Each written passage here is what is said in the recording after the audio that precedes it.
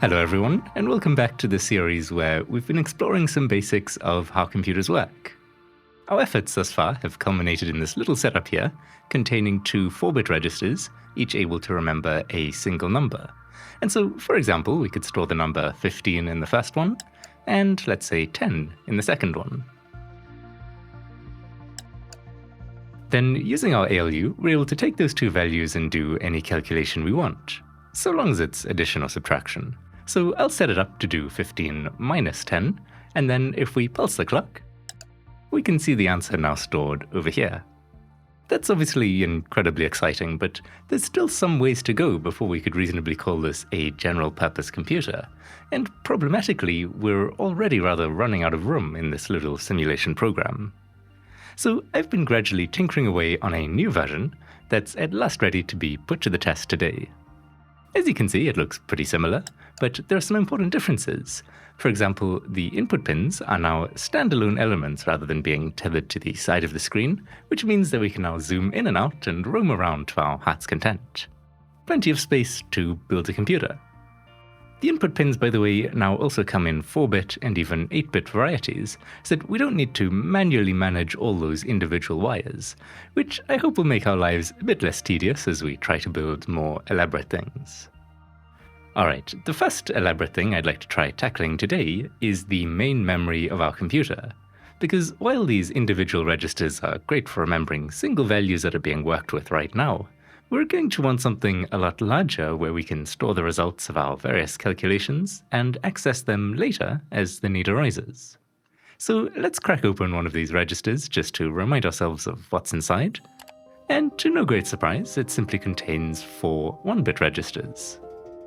We could certainly build our main memory out of these, but they contain a bunch of logic mainly for handling synchronization with the clock signal that we don't really want to be duplicating over and over for every bit of memory.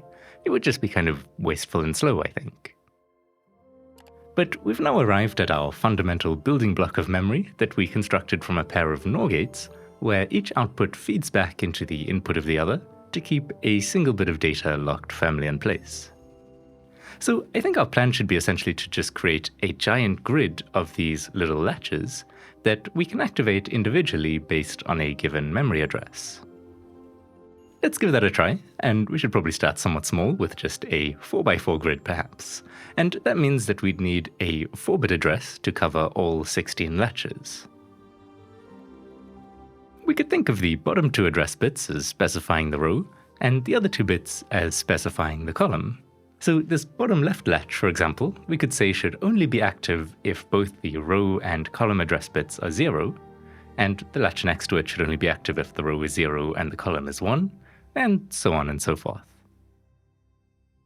Okay, let's quickly create a new chip to help us out with this address detection.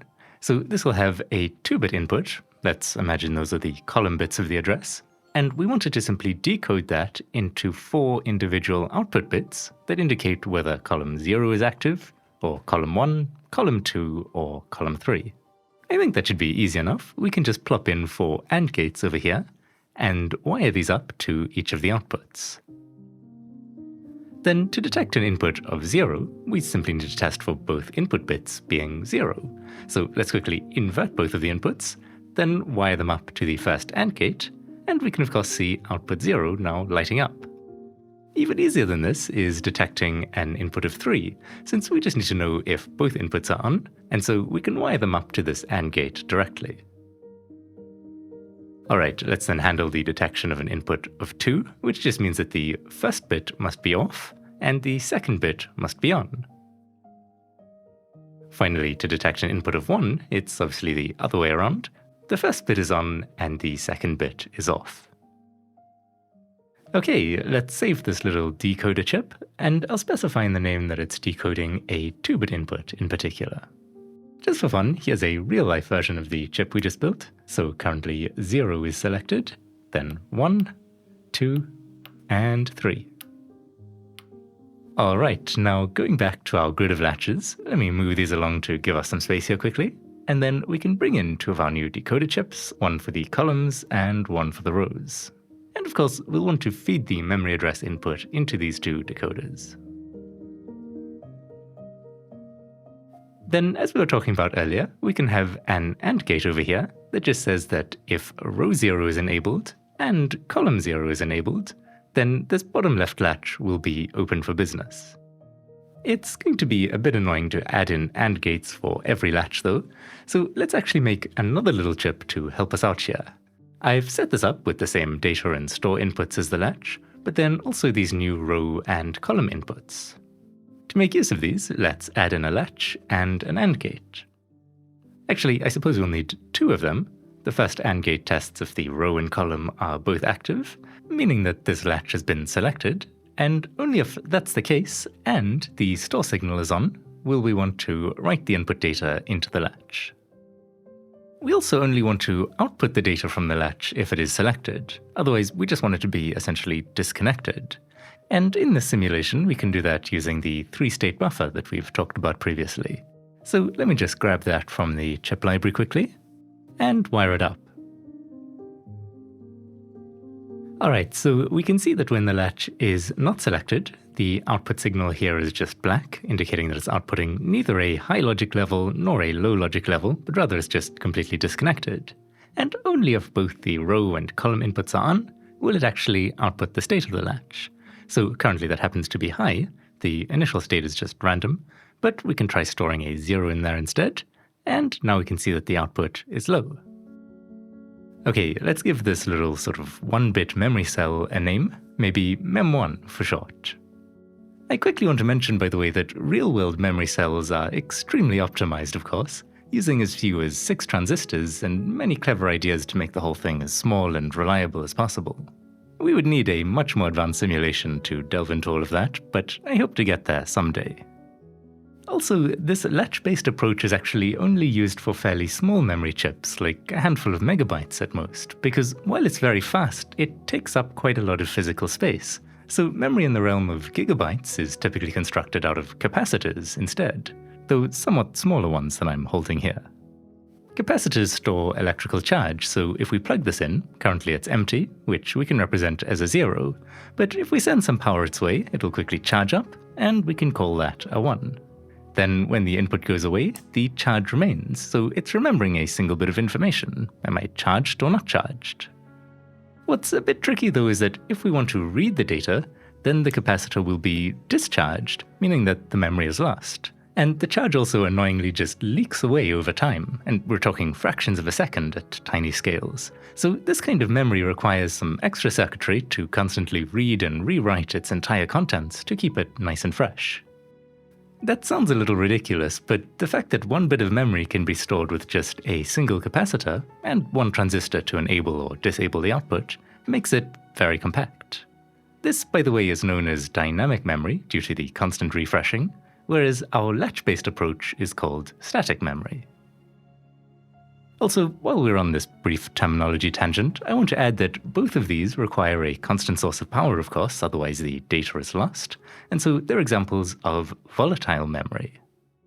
To remember stuff even when powered down, the data has to be transferred to some slower kind of persistent memory. So that could be, for example, one of these old spinning disks with this little arm that swings out and is able to store data long-term by changing the magnetic polarity of tiny regions on the disk.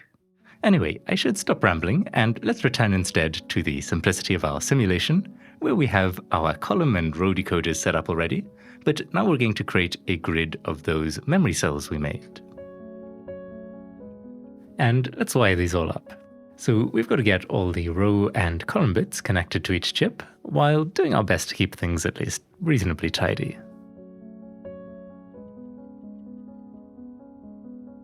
Okay, that's the rows finished, and now for the columns.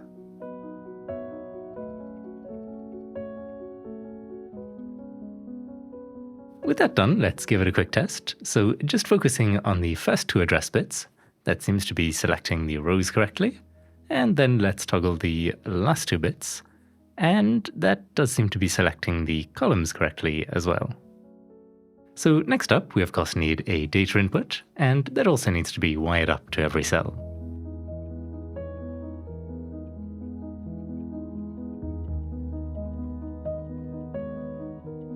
Then we'll need a store input, But we should think ahead a little bit here, because to expand on this, we'll want this little grid of 16 cells to itself become a cell in a larger grid. So this actually needs its own row and column inputs, and let's be diligent about coloring these consistently. And then we can bring in a pair of AND gates and set them up just like in the first cell we made. And with that done, we can hook up the store signal.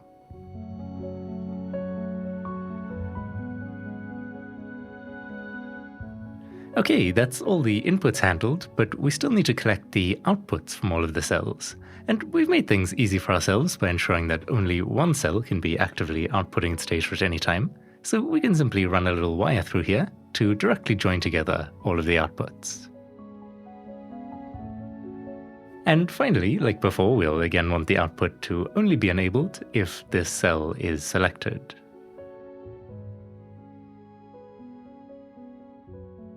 Alright, let's do a quick test to see if this thing is actually working. So first of all, we can maybe try storing a 0 at the current address, and then turn off the store signal. We can see that it is indeed outputting 0 now, and we can turn the data signal back on, but it doesn't do anything, of course, unless we tell it to actually store that data again. Alright, let's also flick through a bunch of different addresses, and we can notice the output changing since the startup state of each latch is random, as we've seen before. And finally, let's try disabling one or both of the row and column inputs here, and if either of them are off, then the whole cell becomes inactive. It's not outputting anything, and our store signal doesn't do anything either. Oh, it looks like we finished just in time for a surprise inspection. Okay, if you have a look over here, you'll see the address bits. Never mind, apparently my water is far more interesting. Okay, I don't think you should be drinking on the job. So, time for the inspection at last. Some headbutts, some sniffing, all standard testing procedure of course, and a little bribery to end with, just in case there's some design flaws that require overlooking. Alright, he says it's perfect. So let's give this thing a name, and since it's made out of 16 memory cells, I guess we can just call it Mem16. Alright, the time has now come to take this new cell and construct another 4x4 grid. We'll again need a 4-bit address to be able to select each of these 16 cells, plus another 4 address bits on top of that, of course, for the address input of each cell. So let's bring in an 8-bit input for our address here, and split that into 2 4-bit values, one going to the address input of the cells,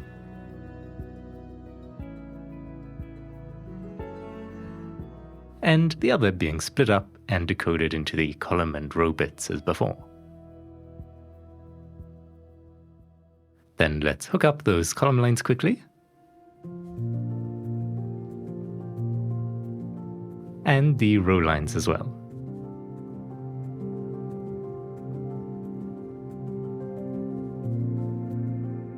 We'll then also want a data and store signal, but I'm not planning to make another grid out of this new cell, so we can leave out the row and column inputs this time, and instead just go ahead and wire the 2 of these up.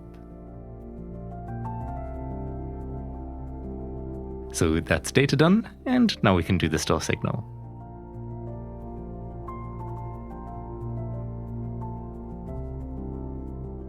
Finally, we can just join all the outputs together on a single bit line like before, since again only one of those outputs will be active at any time.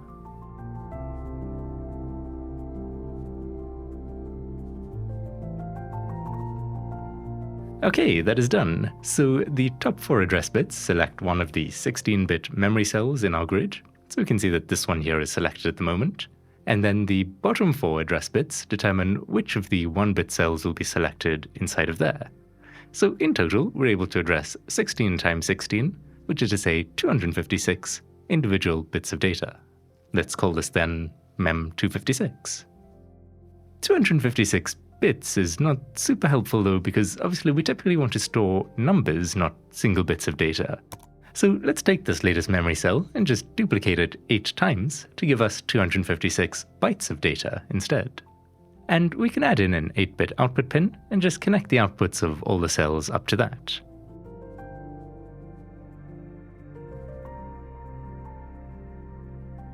It would also be nice to have a decimal display of the output value, so let's quickly grab one from the library here, and then wire that up as well. As we can see, the current value happens to be 197.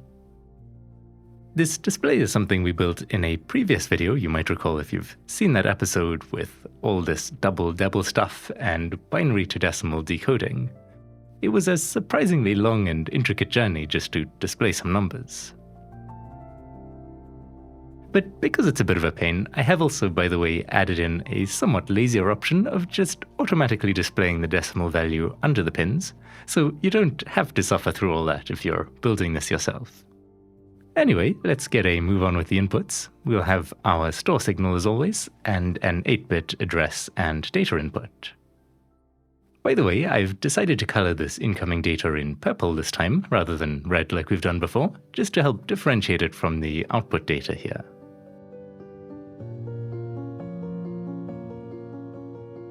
Alright, let's wire up the memory address next. And finally, the store signal. With that, we at last have our 256 bytes of addressable memory. So let's flick through some addresses just to see the different values that happen to be stored in there at the moment. And of course, we can overwrite them with whatever data we want. So at address 255, let's store a value of 150, for example. And then to test this a little, let's go to some other address and store a different value in there. Now we can try returning to the previous address, and sure enough, our old value is still safe and sound.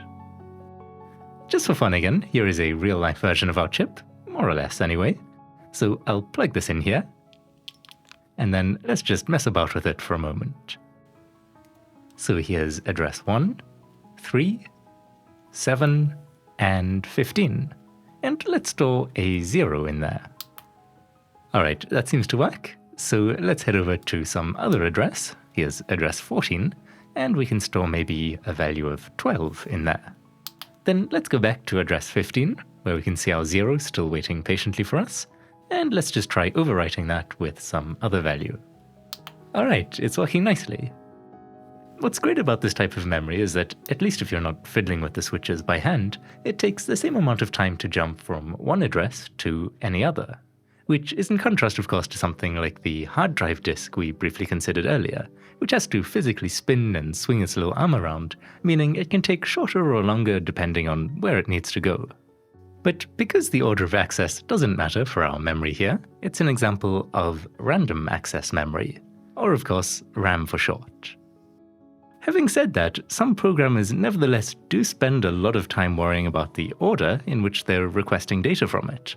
And that's because computers typically have a large amount of relatively slow dynamic RAM, which is that memory made from capacitors we talked about before, but then also a much smaller amount of this very fast static RAM, called the cache, snuggled right up close to the CPU to minimize the commute.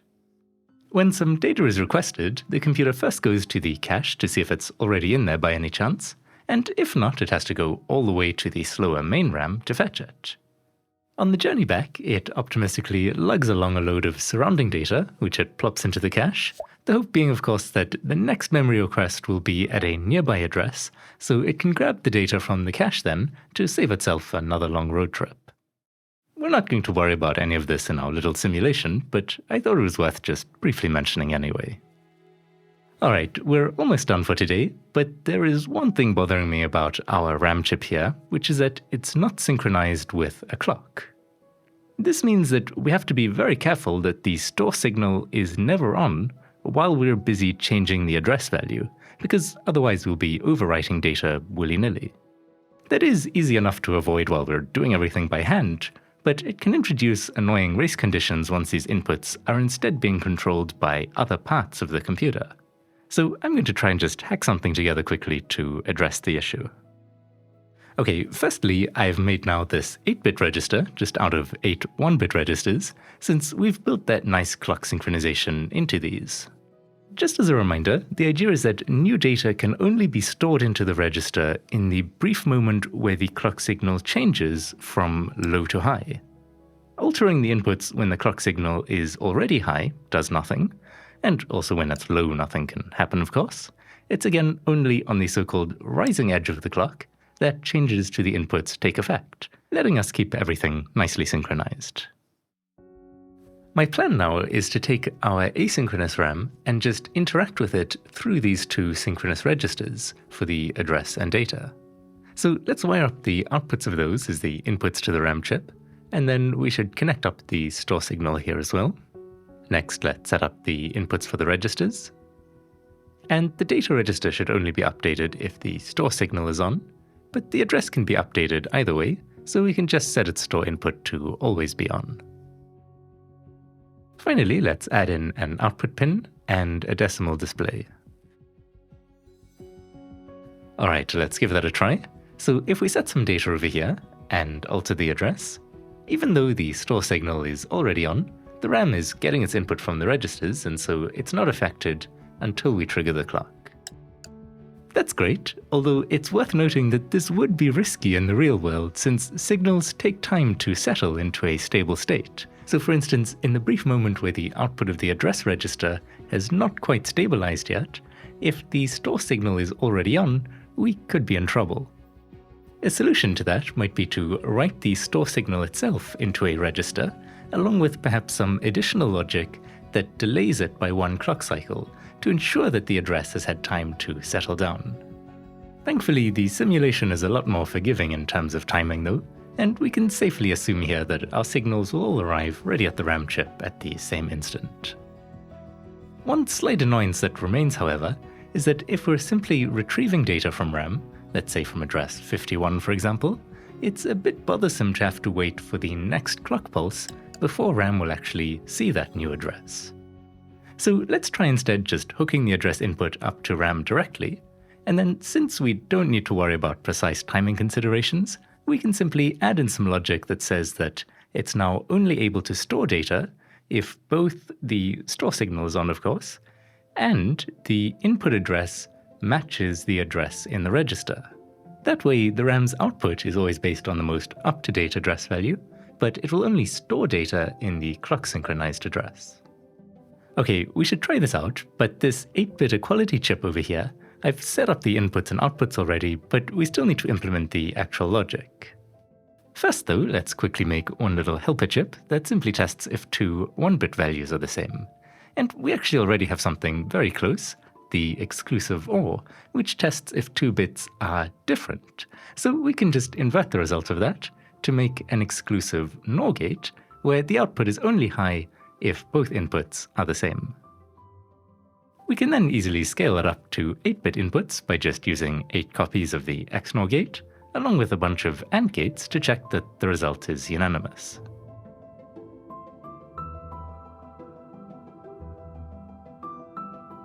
Then let's just make sure that this is doing what we want. So if we change one input, we can see that the output has turned off, and then if we change the other input to match it, the output turns back on again. Alright, with that done, our synchronous RAM should hopefully be working. Let's give it a quick test. I'll start by just storing a 0 into address 0.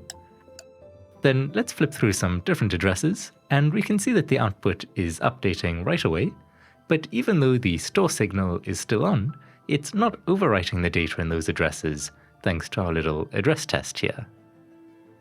Okay, let's try setting some more data. Maybe we want to store the value 42 into address 85. So we can pulse the clock to write that in.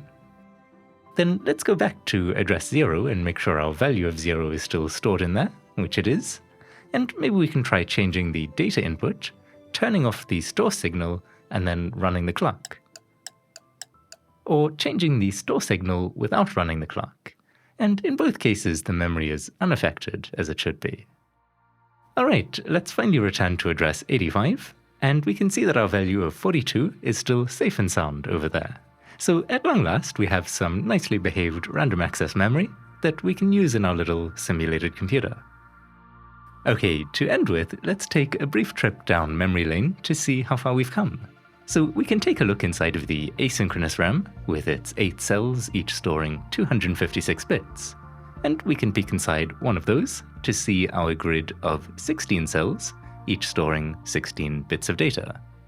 This cell over here is selected for the current address, so let's continue the journey down into there, where we can see yet another grid of 16 cells, this time storing just 1 bit each. Again, this one is selected, so let's look in there, and inside this cell we at last find our humble latch, which we can open up to see the single bit of data that it's holding onto over here. So it's been quite a journey to get to this point, but still a long ways ahead of us, of course. That is all for today though, so thanks for watching, and for all the support from patrons of the channel. Until next time, cheers!